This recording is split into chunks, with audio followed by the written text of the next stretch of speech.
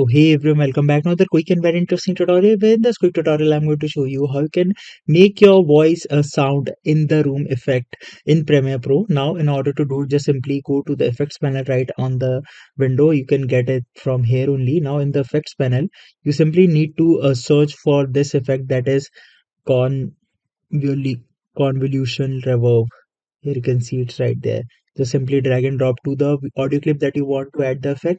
For example, this one. Now here, under this here, you simply need to select the individual parameters to here you can see a custom setup. Just simply hit on this option of edit, and under the impulse you simply need to select this option of either the hall or the living room. Once you do it, you'll notice that the audio reverb have been added accordingly. Alright, so that's it for this tutorial. I hope this video will be helpful for you. Make sure to hit the like button and subscribe button for more such helpful and interesting tutorials. See you in the next one. Take care.